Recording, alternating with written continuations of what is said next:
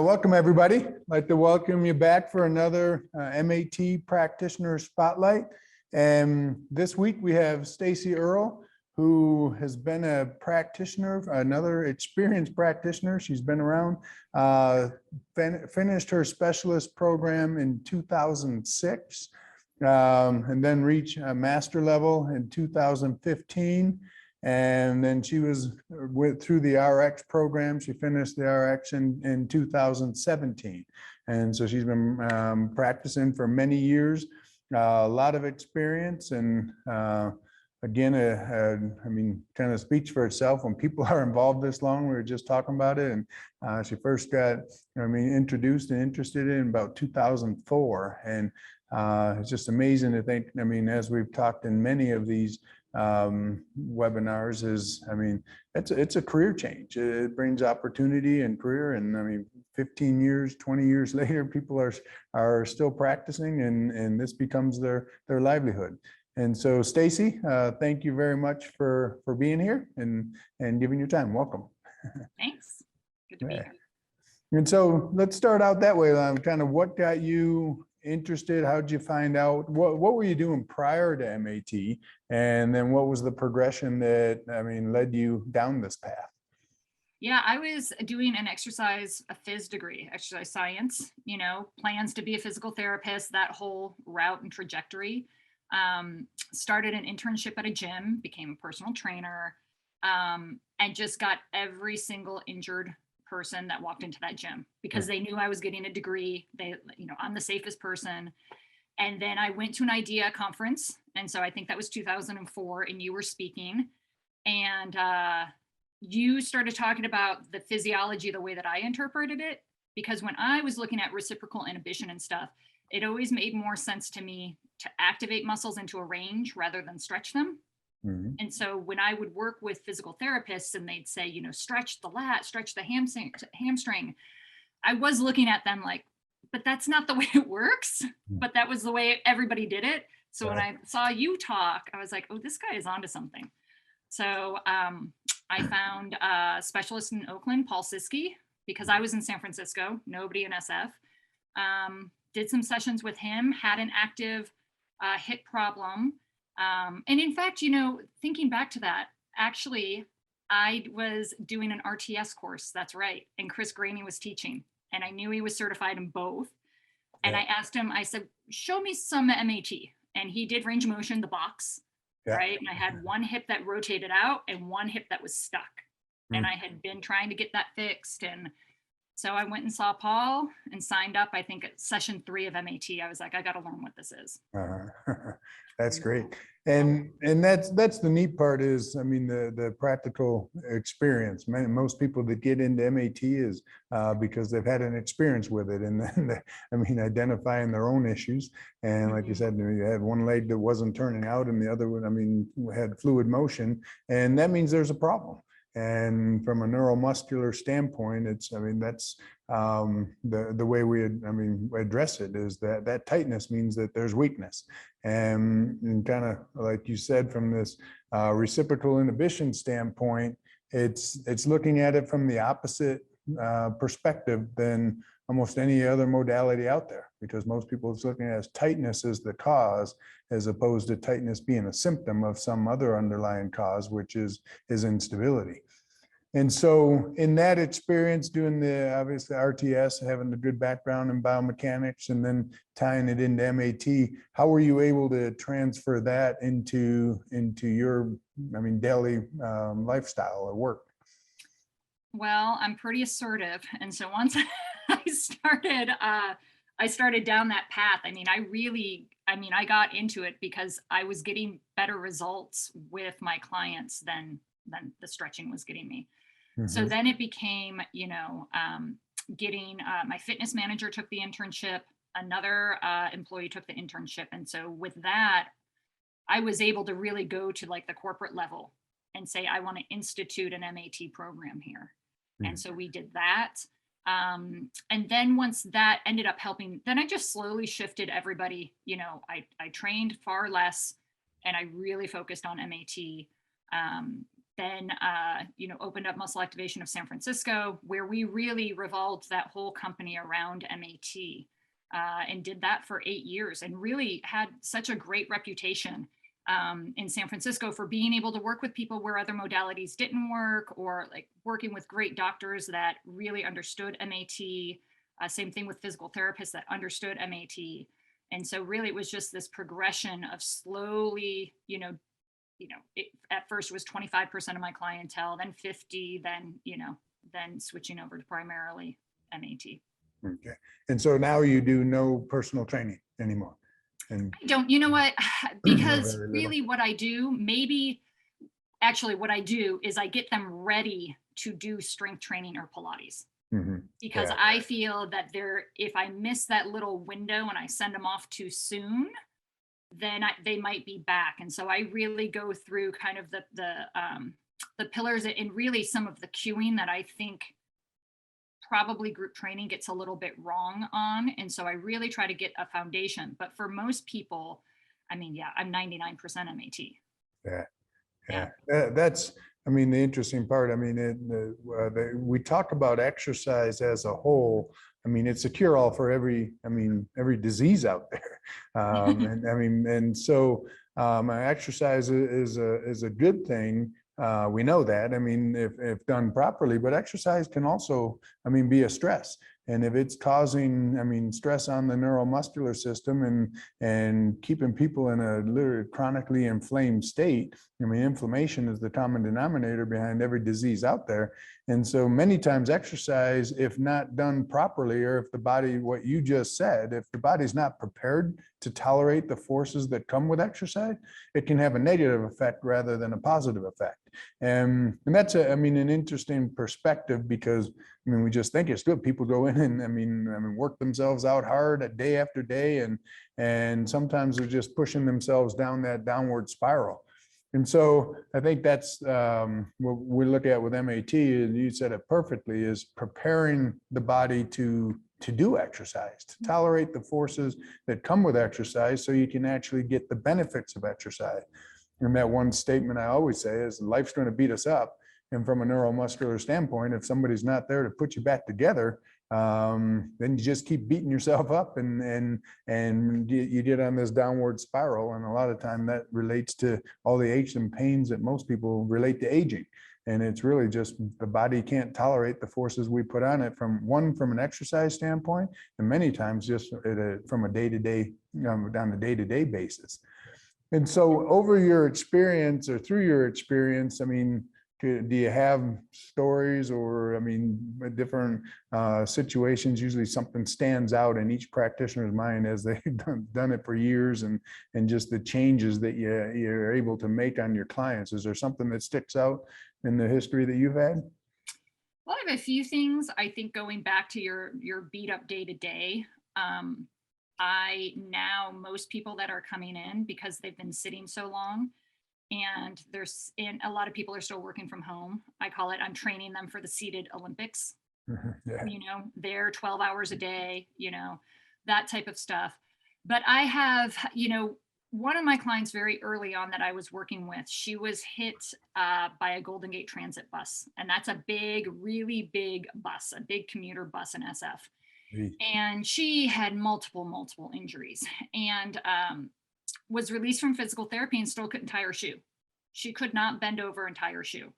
And I had been certified for a few years, but that was definitely the most complicated thing that had come to me, because she had so many different pieces that weren't still working. And working with her and really getting her, the day that she came in and was like, look at what I can do. And she bent down and untied her shoe. I was crying, she was crying.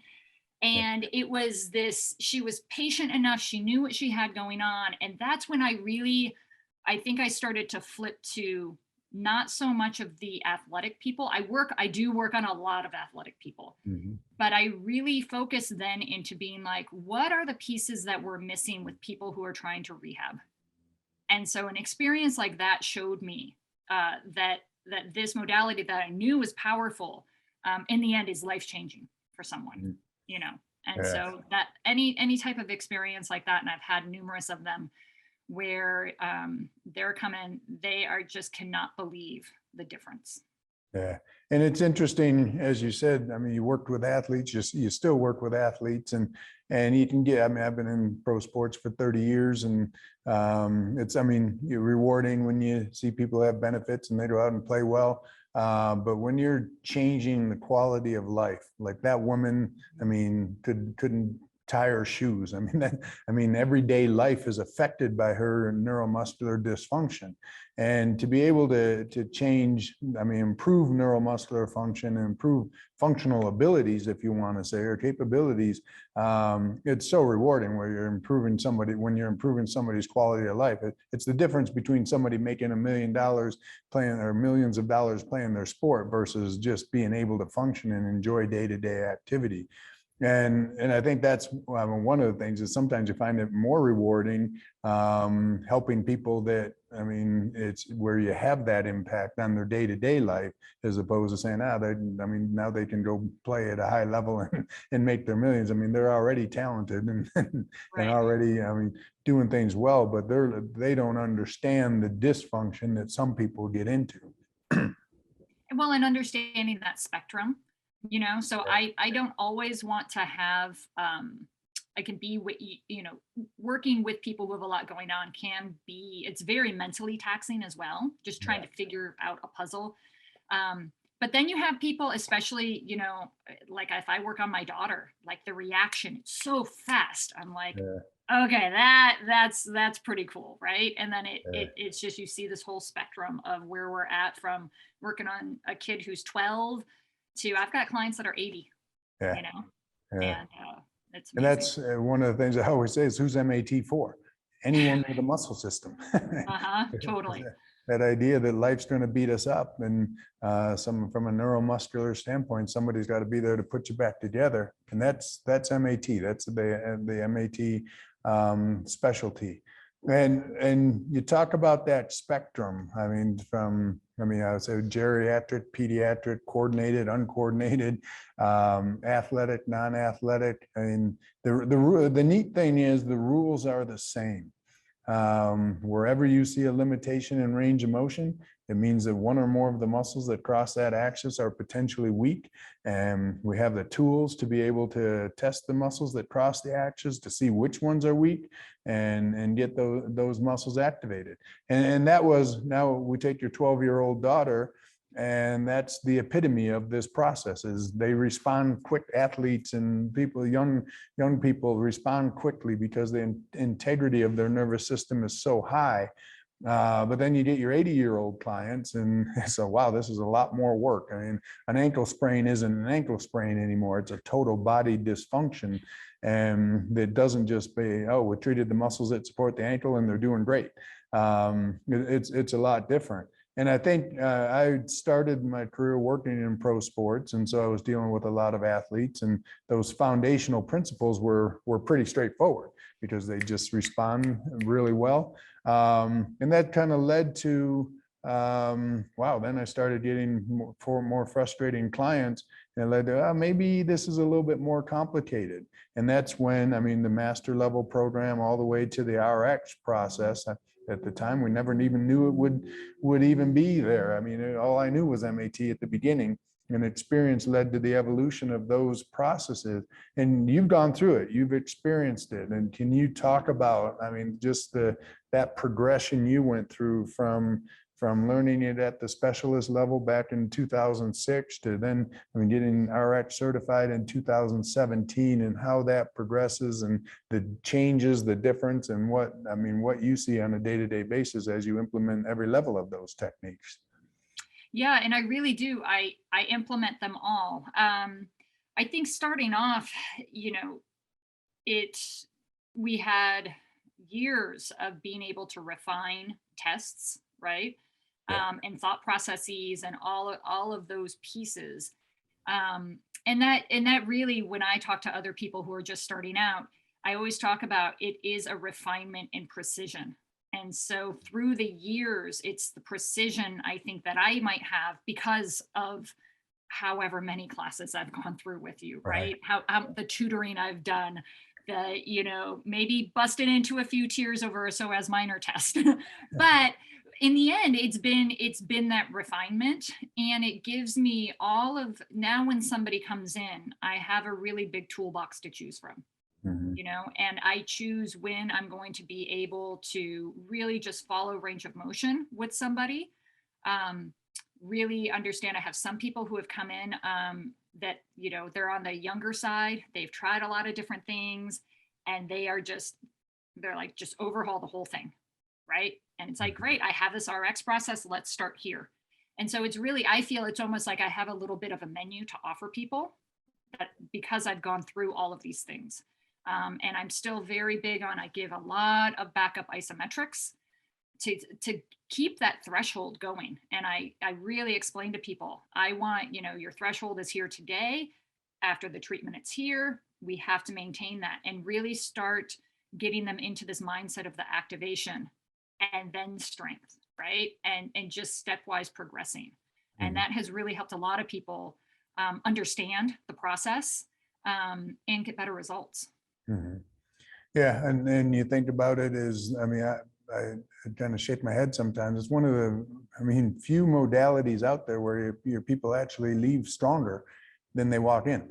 And I mean, especially when mobility and flexibility has been the key, from everything from stretching to deep tissue massage to foam rolling, dry needling, things to release and loosen tissues.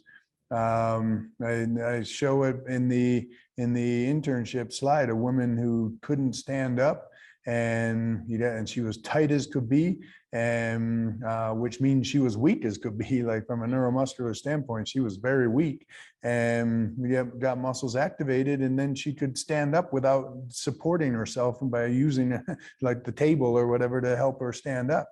And it's how many flexibility or mobility focused modalities are actually going to improve your strength to the point where you can go from not being able to stand up to standing up. Where the woman you were talking about is to being able to not touch or tie her shoes, to be able to bend over and tie the shoes, pain free. And so it literally one of the only modalities I know that you actually come in weak and leave stronger. And that's that threshold you were talking about. We want to raise it when you Yep. come in here, you raise it, and then you want to maintain it. And over time, you want to even improve that, so people keep getting better. Yeah. I mean, I had somebody 2 years ago who had a major abdominal surgery, and they nicked something because she lost complete control of her quadricep, really couldn't walk. And I had treated her a decade ago. She found me. I drove to her house. I treated her. Um, I think I drove to her house twice and treated her. Then she could walk with a cane. Came to where I was, Hmm. treated her a third time. She walked out and forgot her cane. Oh, right.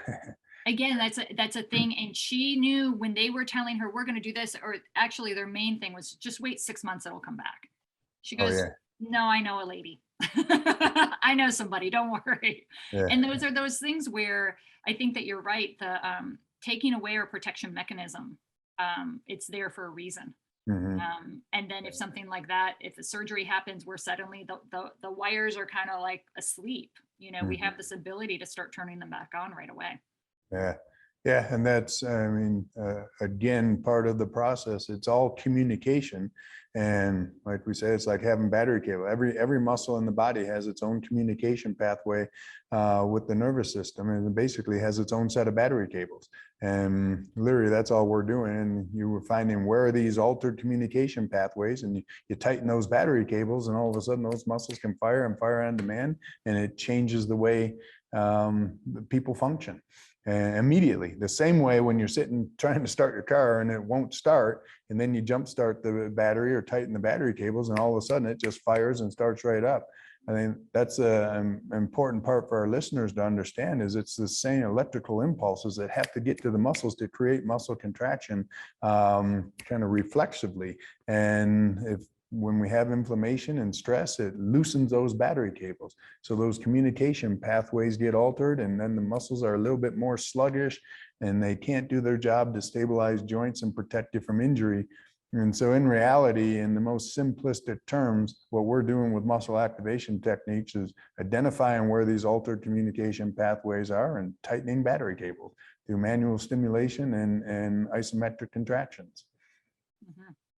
Yep. It's like the symphony sounds perfect until the clarinet comes in 3 beats late.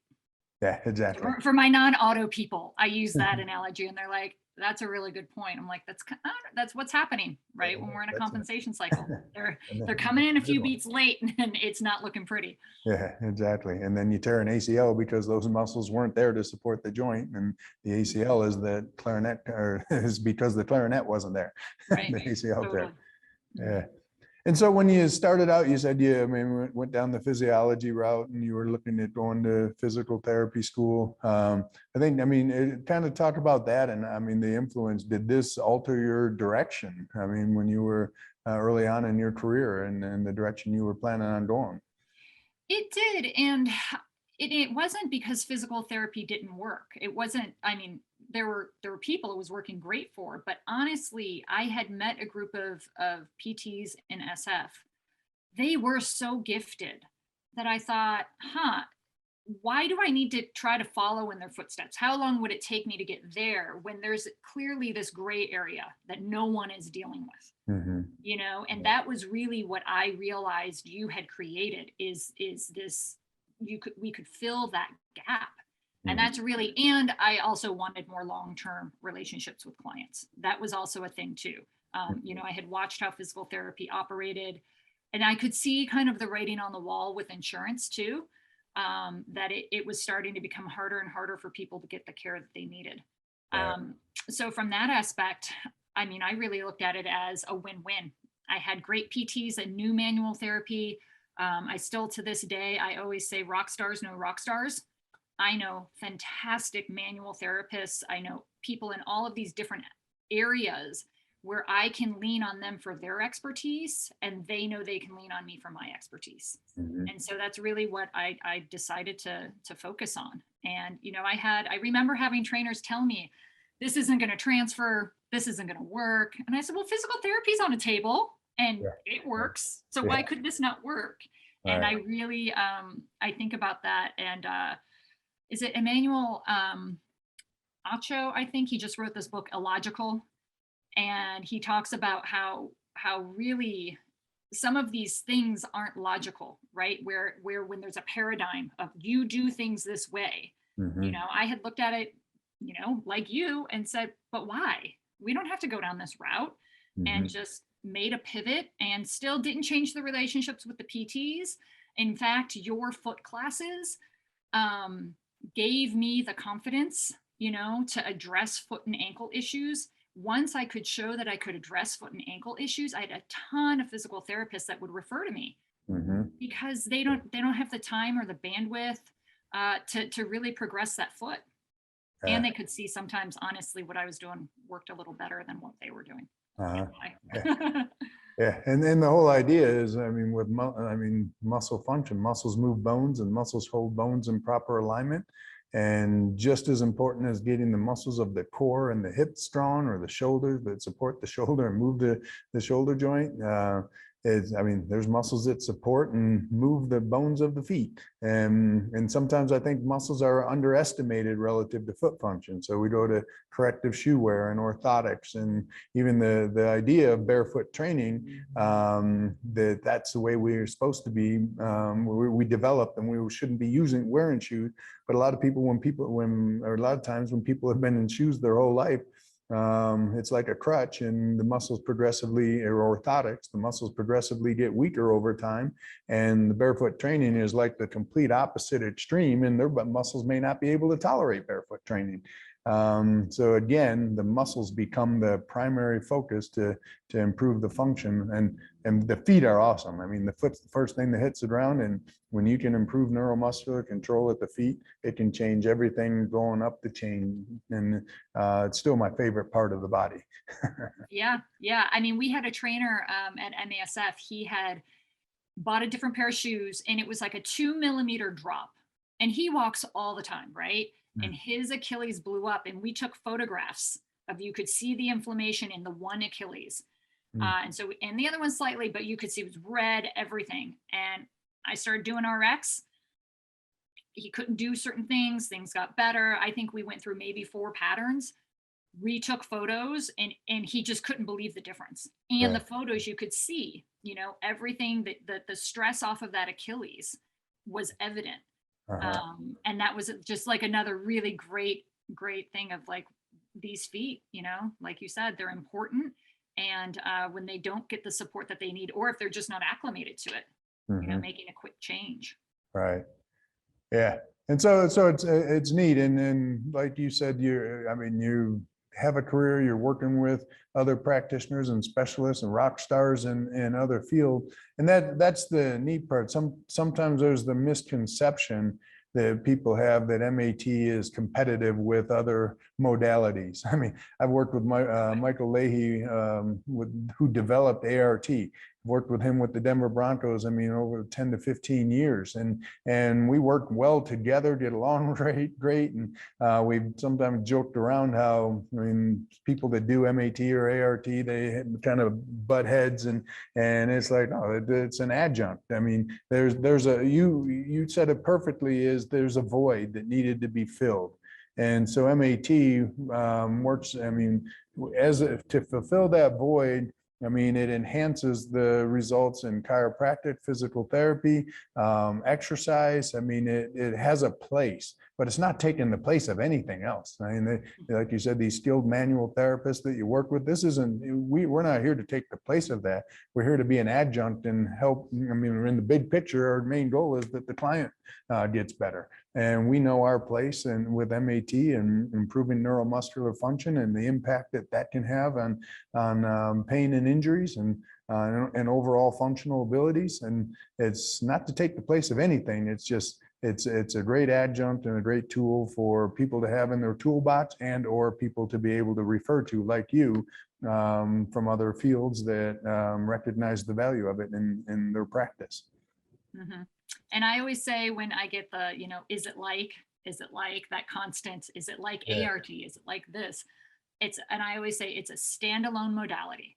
It is unlike anything else out there. And, I don't get so much of the ART stuff anymore, but Mhm. that, because I've been involved with MAT for so long, and you've been working with the Broncos that whole time, it's always been, especially in San Francisco, where kind of everybody in this category of people helping people, they all kind of know each other. I would always say, like, you know what, these two guys work side by side, and Yeah. so it has nothing to do with one working and one not working. It's always what is applied at the right time. How Right. are you doing things? I always describe how you are often the last person that people would see. And I say that too. Like, if you're going to get an adjustment, you got to do it before me, Right. because I don't want anything done 24 hours afterwards. So your body can integrate, your nervous system integrates, and go from there. But Yeah. yeah, always an adjunct, and always, it's like we can play friendly in the sandbox. We're good. Yeah. And again, with every practitioner, from chiropractic, the athletic trainers, the physical therapists, ART, I mean, every modality that's being implemented on these athletes, literally that's the idea. Anytime you increase range of motion, let's just make sure you're stable through that range. And so we send guys off and okay, they just released or opened up the range here. They have way more flexibility. Now all we want to do is make sure that they're stable through that range, and then they're leaving with mobility and stability. What better program can there be to tie all of that together? And I think that's the key. Is it's not competition. It's basically everybody can work together with these tools. Mm-hmm. Uh, Sure. So I think the final thing, I mean, great talking with you. I think the final statement is, any recommendations or any thoughts out there for anyone wanting to learn MAT or seek out a practitioner from MAT? From your experience, what thoughts, or I mean, advice would you give to somebody out there as either a practitioner and or a potential client? Well, I can tell you, my neighbor recently moved from here to Texas and decided to start the internship online. So I know this advice really well, because I gave Yeah. him the advice. I by far, starting this process is realizing that it's a paradigm shift, and it's a professional shift that's gonna, that that will pay dividends, both in quality of life, connections with people, and also monetarily. I'm able to make a really great living doing what I do. And so study hard, get a mentor. I mean, that was the thing that I did. I did a lot of tutoring when I was in the internship to help me not develop bad habits. So I think the mentorship program that you guys have starting is going to be great. And from that aspect, just realize that it's levels, and to a certain extent, it's really curiosity too. The more curious you can be, and precise with your muscle tests, right? Those two things are going to get really great results. Yeah, well, great. Well, Stacy, thank you so much for taking the time to do this and giving your input and your history. I mean, again, it's been a long history from 2006, and it's great to have you a part of the program. And I mean, I got to see you a few weeks ago in an RX review class, and that's awesome. It continues to grow, and like you said, I mean, it never ends. It's a continual learning experience, and it never really ends. But again, as it keeps going, your career keeps going in the same direction as your experience and learning opportunities. So thank you for being a part of it, and thanks for being here. Yep. See you.